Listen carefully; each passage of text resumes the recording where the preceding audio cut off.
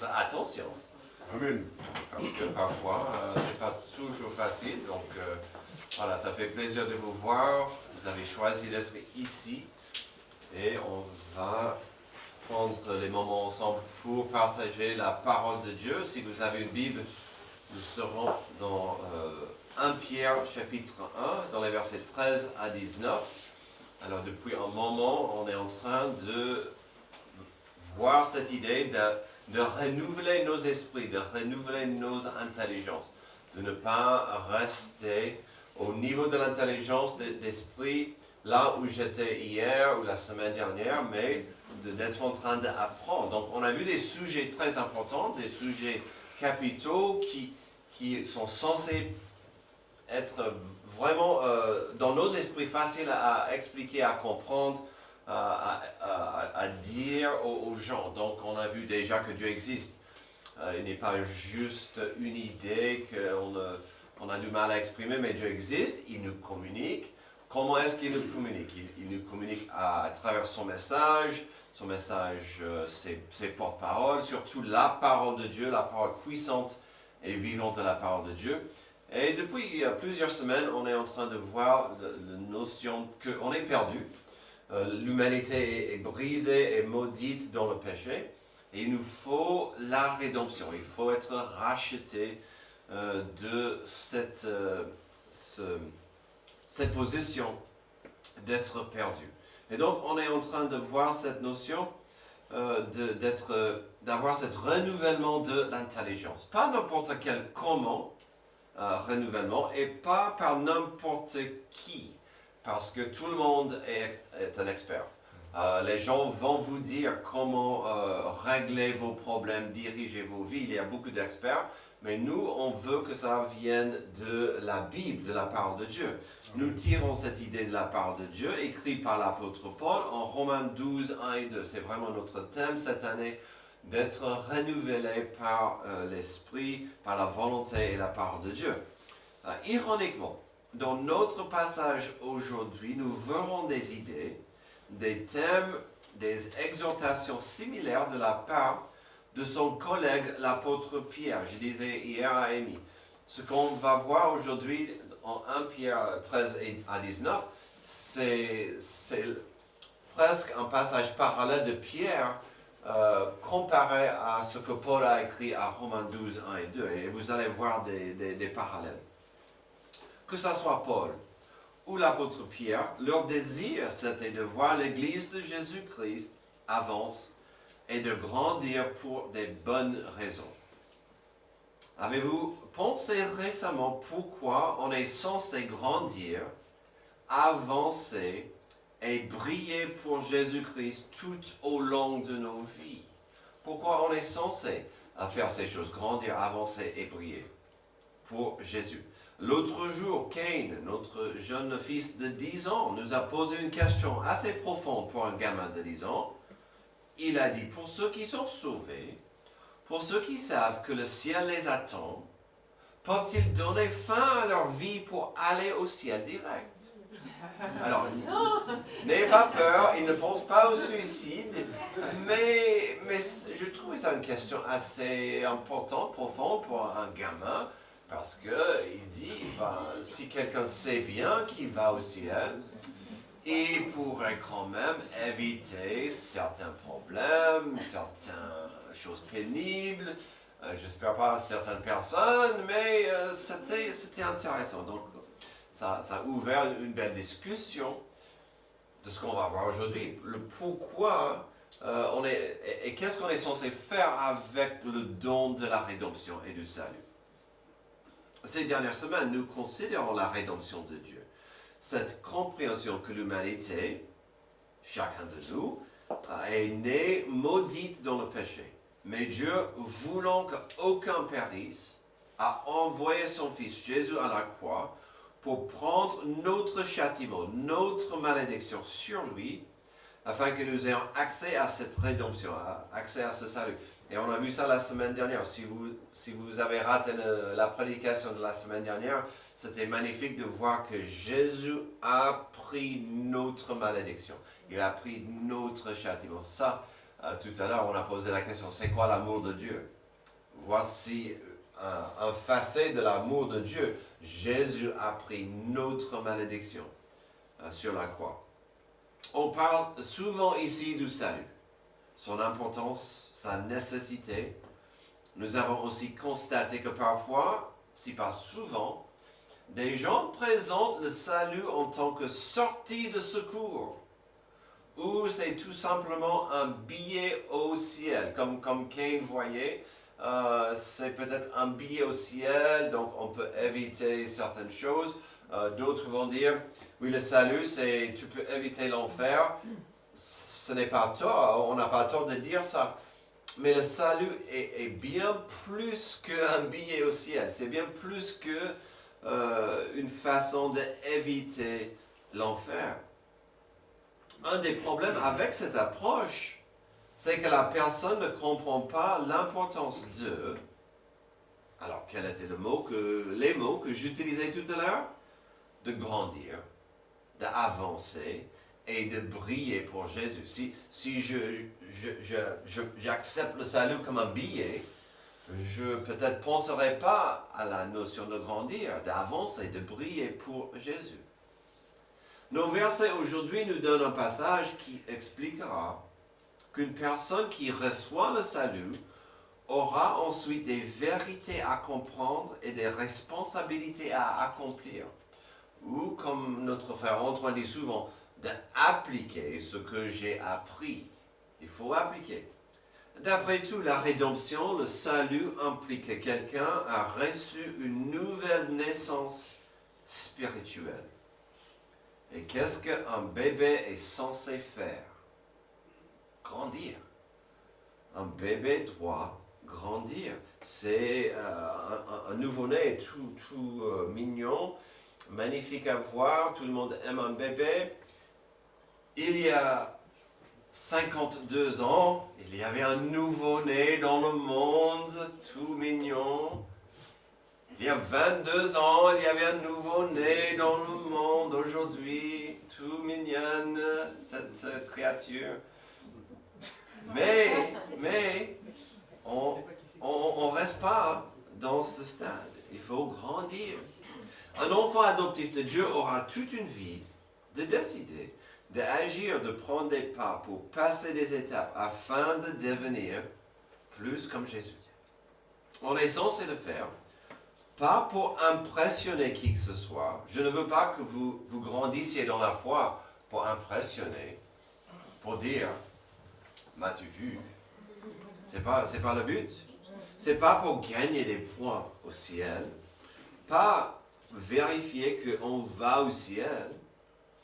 Et donc l'inverse de cette vérité, c'est que l'enfant adoptif de Dieu peut perdre, pas son salut, mais son élan. Il peut perdre ce désir d'avancer, d'agir. Il pourrait développer une vision embrouillée, de commencer à errer dans une direction qui n'est pas idéale. Et beaucoup de chrétiens passent par là pendant un moment. Ils vont errer de la voie, la volonté de Dieu. Aujourd'hui, dans nos 7 versets, nous trouverons l'apôtre Pierre en train de nous préparer pour une campagne longue vers la victoire. Un chemin pas forcément tout droit, mais un chemin rempli d'étapes qui nous aideront à arriver victorieux et brillants dans un monde dominé par l'obscurité et le désespoir. On a entendu tout à l'heure, le monde est obscur, le monde est triste. Et si le monde pourrait adopter l'amour de Dieu tel que Dieu nous l'offre, ça changerait le monde. Amen. Alors dans le temps qui nous reste ce matin, pensez à l'idée suivante. Quelle est ma responsabilité vis-à-vis de la rédemption? Donc j'espère que vous allez penser à grandir, à devenir de plus en plus mature. Quelle décision dois-je considérer? Comme de mettre son téléphone sur muet. Aurais-je des priorités qui doivent s'aligner plus avec la volonté de Dieu si je veux que ma vie compte pour quelque chose? Donc, j'espère que vous avez compris. C'est à vous de choisir. Si vous voulez grandir, il faut décider, il faut accepter certaines étapes. À la première décision, la première priorité qui doit être claire dans nos vies, c'est la suivante. Il doit y avoir un renouvellement d'intelligence. Alors, si vous étiez là depuis quelques mois, on en parle souvent, c'est renouvellement de l'intelligence. Verset 13. C'est pourquoi, tenez votre intelligence en éveil, soyez sobre et mettez toute votre espérance dans la grâce qui vous sera apportée lorsque Jésus-Christ apparaîtra. Tiens. Tenez votre intelligence en éveil. Alors, on voit encore cette idée que nous sommes responsables pour l'état de notre intelligence. La version Louis II dit, c'est pourquoi saignez les reins de votre entendement. À l'époque, les hommes portaient des robes longues, et donc c'est une façon de dire, soyez prêts, serrer la robe, être prêt à agir. Peut-être aujourd'hui, on dirait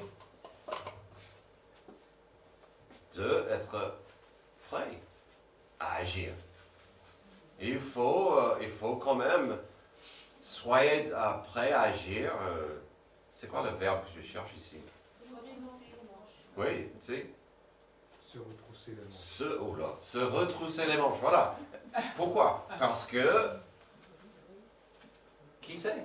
Peut-être c'est le moment d'agir, d'avancer.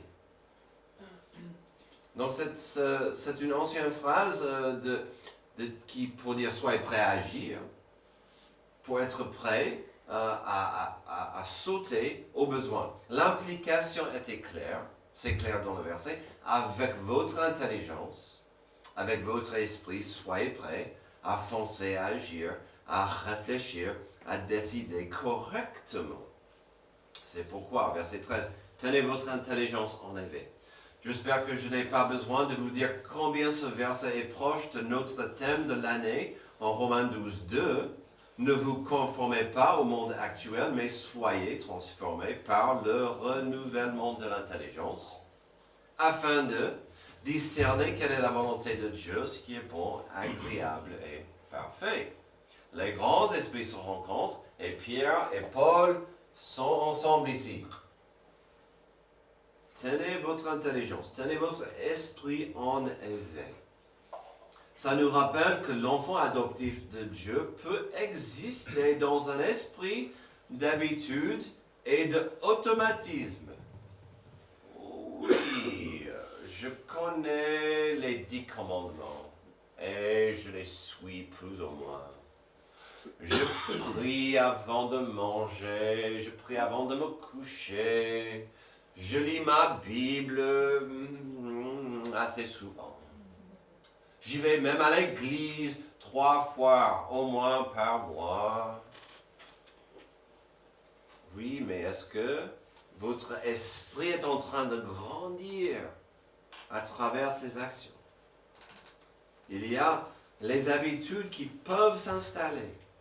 La plupart de nous ici ont à un moment donné pris une voiture sur l'autoroute en engageant le régulateur de vitesse. C'est sympa, j'aime bien. En principe, il y a très peu de gens ici qui ont pris les contrôles d'un avion en le mettant en mode pilote automatique. Un peu la même idée. Mais dans la vie chrétienne, quelle est la différence entre le régulateur de vitesse et le pilote automatique? Il y a des chrétiens zombies. J'y vais à l'église, je prie pour mon repas, je te bénis mon frère. Ok, mais est-ce que votre intelligence est en réveil? Pierre ensuite va continuer dans cette même direction. Soyez sobre. Il est possible que Pierre parlait de l'alcool et il n'aurait pas tort. Mais voir le contexte. Probablement, il parlait de la sobriété figurativement et spirituelle. Il ne faut pas que notre esprit soit embrouillé par le monde. Donc déjà, en quelques mots, Pierre nous rappelle qu'il faut être déjà prêt à agir avec un esprit clair et attentif. Mes amis, sans être trop critique ou négatif, comprenons-nous ce qui est l'envers de ces deux choses.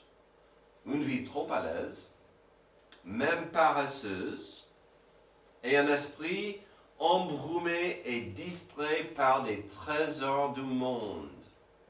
Ça c'est le danger. D'être trop à l'aise. Alors, j'aime bien d'être à l'aise. Télé, canapé, un bon repas. J'ai rien contre ces choses. Mais il y a le risque d'être trop à l'aise dans notre foi, dans notre vie chrétienne. Oh, mais 10 heures. Dimanche à 10 heures, pasteur. Oh, mais il me faut mon sommeil là à 10 heures. Ok. Mais vous ratez des richesses spirituelles. Oh, mais de prier la liste que tu envoies dans le mot de milieu pour ces gens. Oh, quand j'arrive à trouver le temps. Ok. Ou d'avoir cet esprit embrumé par des trésors du monde. Oui, l'église est importante, mais il faut que je bosse, il faut que je paye mes factures, il faut que j'ai ce nouveau parfum ou cette nouvelle voiture. La liste est longue. Amen. Que dit le verset? Mettez toute votre espérance dans la grâce qui vous sera apportée lorsque Jésus-Christ apparaîtra. Est-ce que nous vivons comme si Jésus revient? Ça, c'est la question capitale dans ce passage. Jésus revient, est-ce que j'y crois? Est-ce que ça va affecter ma vie? La semaine dernière, je vous ai parlé des religions du monde et leurs fidèles. Le mieux qu'ils peuvent faire, c'est d'espérer que Dieu va accepter leurs œuvres. Tandis que nous avons plus qu'un espoir. Nous avons une espérance vivante, car la source de cet espoir est vivante. Est-ce que cette vie est facile? Aurions-nous des difficultés? Puis-je vivre dans une bulle protectrice? Aurais-je des problèmes, même parfois des conflits, des tribulations et des persécutions dans ma vie chrétienne? Ici, on a un bel appel et rappel que notre espérance, c'est en Jésus-Christ, le Rédempteur et le Sauveur vivant de ce monde. Notre premier point est clair. Le verset 13 est simple à comprendre. Comme on a vu au début de l'année, tout commence ici, dans l'esprit. Tout commence ici, dans la tête, dans l'intelligence. L'idée est claire. Ici, nous avons des choix à faire chaque jour. Tout commence ici, dans l'esprit. Dans les versets à venir, Pierre va parler d'autres sujets importants, mais Pierre a commencé ici. La rédemption. Plus avec ma vie spirituelle. Le salut avec mon avenir. Comment ils vont ensemble? Est-ce que la rédemption est juste une sortie de secours? Le salut est-il simple un billet au ciel ou une invitation à avancer avec mon Rédempteur? Si on va accomplir notre mission ici sur terre, il nous faut un renouvellement d'intelligence. Ensuite, il faut considérer un renouvellement d'intention. Verset 14. En enfant obéissant, ne vous conformez pas au désir que vous aviez autrefois, quand vous étiez dans l'ignorance.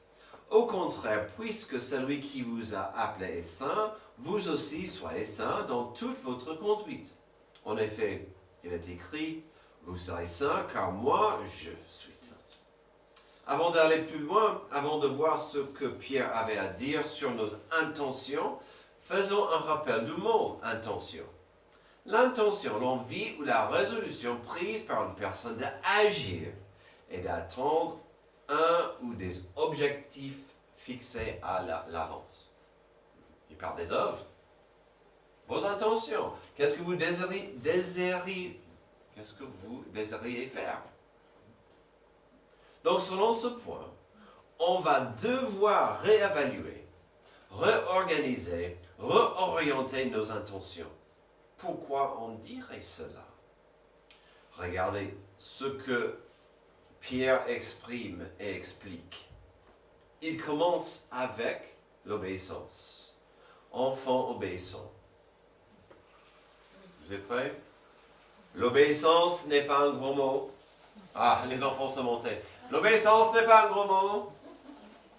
Dans le langage originel, on voit que Pierre parle moins des actes d'obéissance et plus qu'une attitude d'obéissance.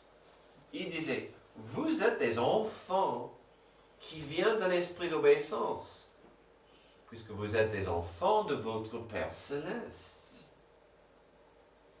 C'est bien plus qu'une liste de il faut faire, il ne faut pas faire.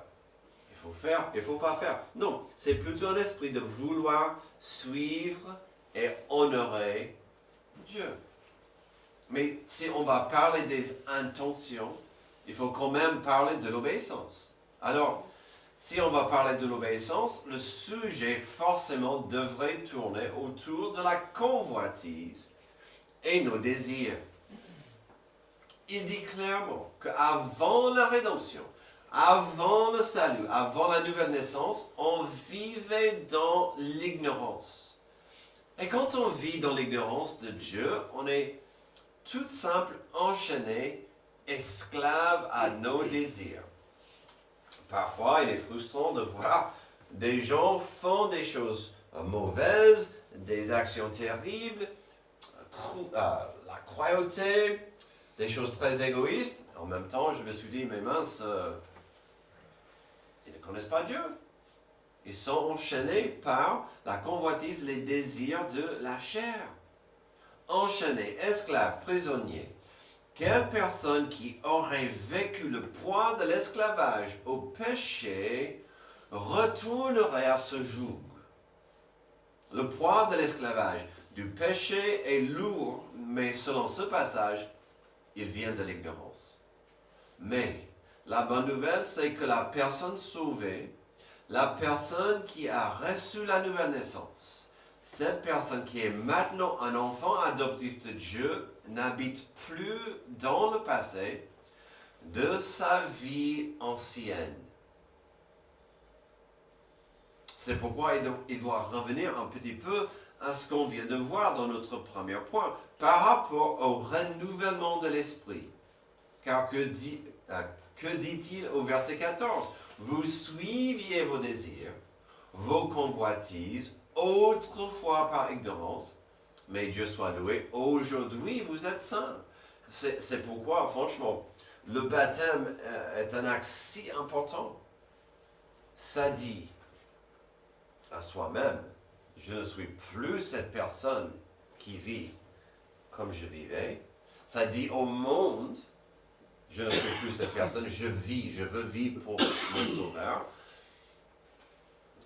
Et j'en ai parlé juste l'autre jour avec quelqu'un. Ça dit à l'ennemi de nos âmes.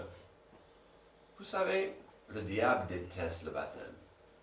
Il déteste le salut, il déteste le baptême parce que ça dit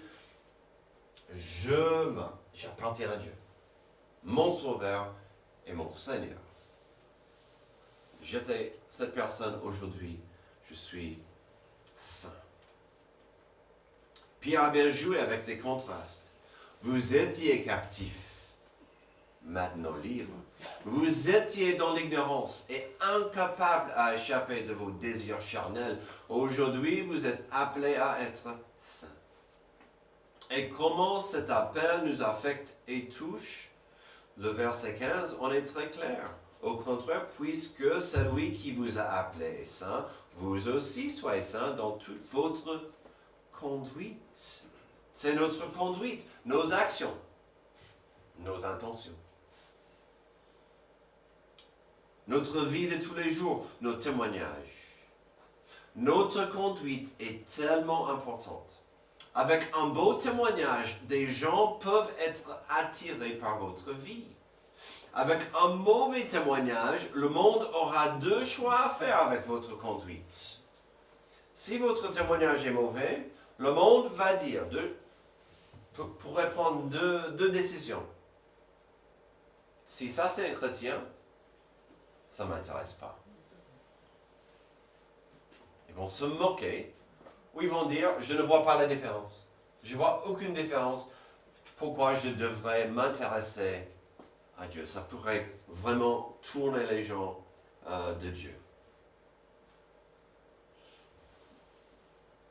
Avant de terminer ce point, permettez-moi de vous encourager par rapport au verset 16. Car je sais que beaucoup diront, mais je ne peux pas être saint. C'est pas possible. Pasteur, tu me connais pas parce que je ne peux pas être saint.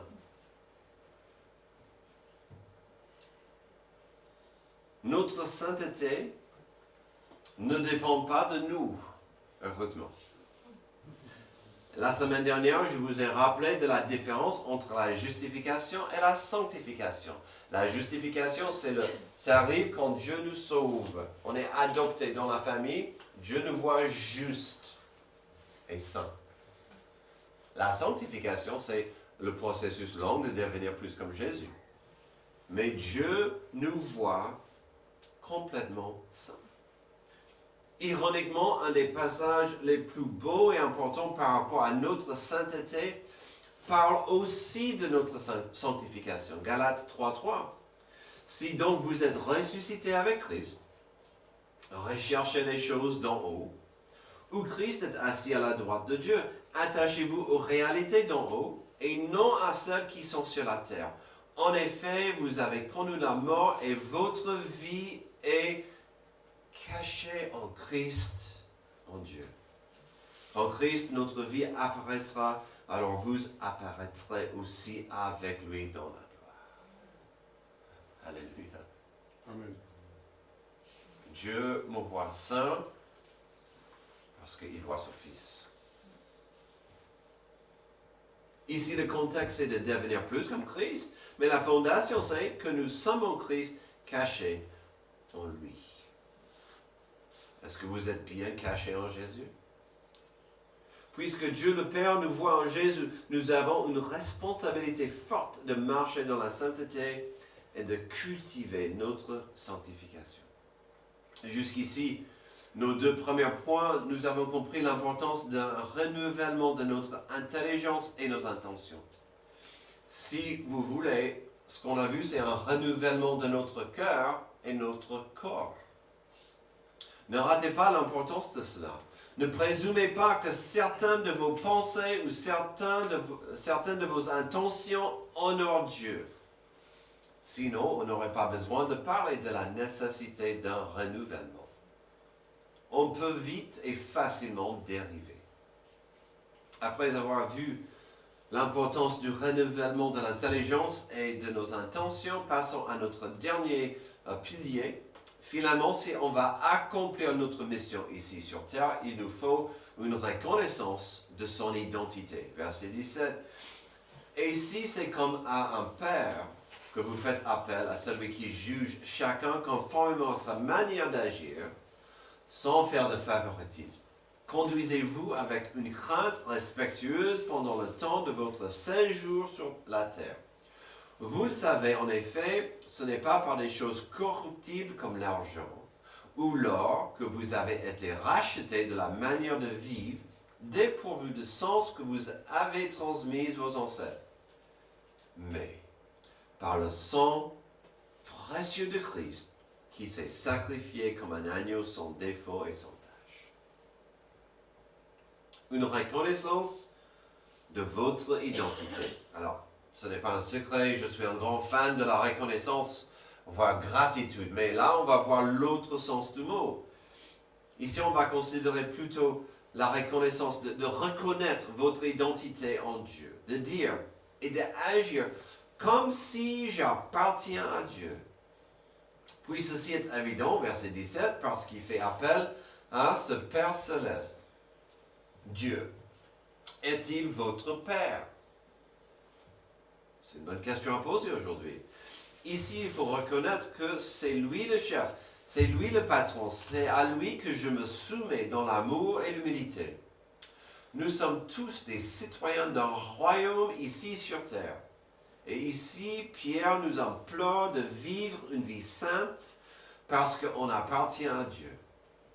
Puis ici au verset 17, il va appliquer ça à nos vies de tous les jours. Conduisez-vous avec une crainte respectueuse pendant le temps de votre séjour sur terre. Dans le Louis II, ça dit pendant votre pèlerinage. J'aime bien ça. Vous êtes un pèlerin. Donc, il faut penser à hier, aujourd'hui et demain, sur le chemin. Son point ici est clair. Pensez-y. Nous avons environ 80 ans pour vivre. Sauf si vous êtes en train. 80 ans pour vivre et pendant cette période, pour qui vivrais-tu?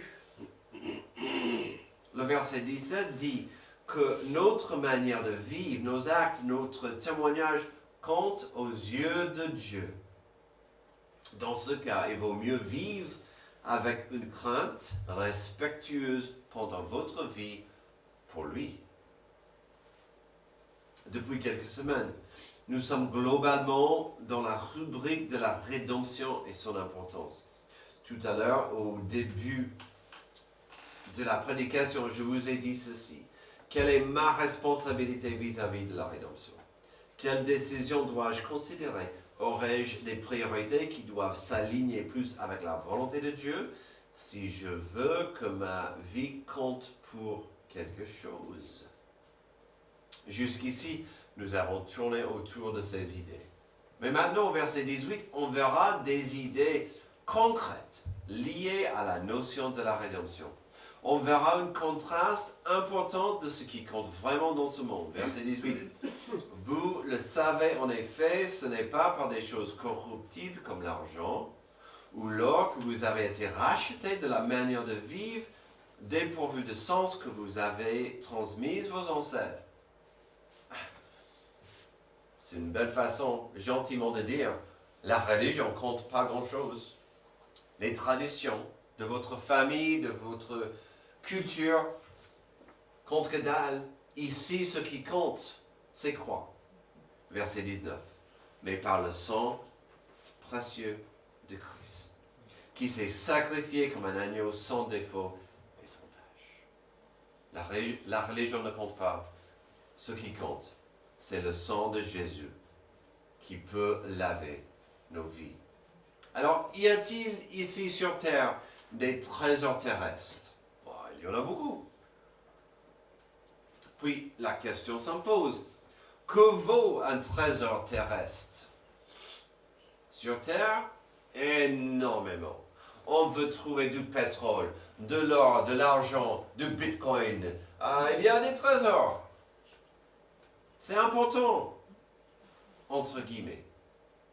Mais nos trésors terrestres sont dans le mot de Pierre corruptibles. Il n'a pas tort. La vraie richesse qui nous fournit la rédemption, le vrai trésor qui a payé notre rédemption n'a pas de prix. C'est inestimable, même si Pierre a fait de son mieux au verset 19 pour dire que c'est le sang précieux de Christ. C'est le sang précieux. Quelle image puissante que Pierre nous donne au verset 19. Nous sommes rachetés par le sacrifice de l'agneau de Dieu. Alors la question s'impose. Si on comprend que Jésus-Christ a payé cher pour notre vie, pour notre liberté, pourquoi on ne pourrait pas vivre aujourd'hui et demain pour lui? Il nous a achetés de l'esclavage, il nous a sauvés, il nous a donné une vraie vie, il nous a donné accès à un futur. Pourquoi cet avenir serait dans une direction qui n'était pas dans son plan et sa volonté? Combien de chrétiens prennent ce billet au ciel et disent « Je vivrai ma vie comme je veux ». Finalement, le sang précieux de Jésus qui m'a racheté devrait être mon premier appui quand je tourne vers mon identification. Qui suis-je? Je suis racheté, je suis un enfant adoptif de Dieu. Pour terminer notre message aujourd'hui, j'aimerais que vous compreniez et appréciez une chose. La rédemption n'est que le début. Peut-être vous n'avez pas encore accepté le salut, la rédemption. Ce n'est que le début. Le salut qu'offre Dieu permet à quelqu'un d'aller au ciel, certes. Mais quand quelqu'un pense à la rédemption comme un billet ou un passeport, il rate l'importance à la gravité du don, la nouvelle naissance qui vient de la rédemption. Cette nouvelle naissance qui, grâce à la rédemption, n'est que le début de sa vie. Quand Kyriana, notre fille, est née, quand elle est née il y a 21 ans, quand même il y avait un peu de drame. Elle est arrivée 6 semaines trop tôt, elle était prématurée. Elle était parmi d'autres tout petits nouveau-nés dans des creveuses, attachés avec toutes ces choses nécessaires pour garder un enfant bébé prématuré en vie. C'était dans un hôpital exprès pour des enfants prématurés. J'ai passé beaucoup de temps à cet hôpital. Et un jour, j'ai vu un mur, une partie d'un mur. Et j'ai vite compris, c'était magnifique, car c'était rempli de photographes, des jeunes enfants, 8 ans, 10 ans, 12 ans, des ados, souriants, remplis de vie. Et j'ai compris. C'était eux, dans les coveuses. C'était eux dans les coveuses. Et ses parents veulent que ceux qui bossent ici comprennent, continuez. Aujourd'hui, c'est que le début pour ces bébés. Il y a un futur qui les attend. Mais ça commence ici. Tout un processus. Pierre nous a montré, la parole nous a montré, la rédemption, c'est que le début, avec une vie très riche avec Dieu. La rédemption, c'est que le début, un don inestimable, disponible par Dieu, afin que nous vivions. Prions. Merci Dieu pour ce passage qui nous rappelle l'importance d'un renouvellement de nos vies et de l'importance d'accepter la rédemption, le don de salut, rendu possible par le sang précieux de Jésus. Et sans ce don, on ne peut pas vraiment vivre. Aide-nous à comprendre la vérité simple de la rédemption aujourd'hui. C'est dans le nom de Jésus que je prie. Amen. Levez-vous, on va chanter un chant.